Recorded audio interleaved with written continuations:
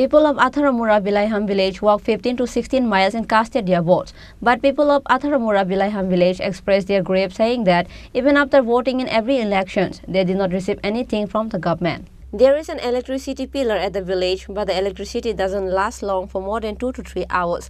They did not have any hospital in the village. They did not have facilities of drinking water, which is why local people demanded for the drinking water, electricity, hospital and schools in the village. কোথায় থেকে আইছেন? কত kilometre হাঁটতে আইছেন? এখানে আইছে কমসে কম 7-8 kilometre হইব। এর দূরেও তো আছে লোক, এখান থেকে আইতাছে। হাইতা দিয়া আই। আইতা গাড়ি ঘোড়ার ব্যবস্থা নাই এদিকে? কোন জায়গা এটা? বিলাইহাম।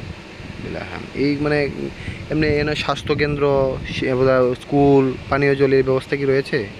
নাই, কিচ্ছু নাই। তো সরকার আপনাদেরকে মানে দিছে না? না, দিছে না। তা আপনারা যারা আইছে তারা লোকে কথা কইছেন না দেওয়ার জন্য?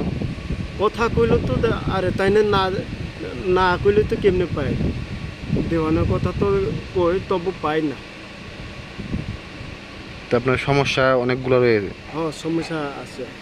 কি সমস্যা? ওখানে যে কইছিল বিদ্যুৎ সময় মতে আয় না, পানি জলও নাই, মানে লেট্রিন নাই, মানে ব্যবস্থা তো করতে লাগবে সরকার।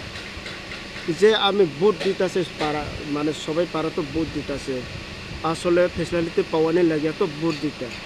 But will East Tripura candidates Kriti Singh and Rajendra Riang fulfill the demand of people after they win the election? We will know in times. Bureau Report, Chini Khorang.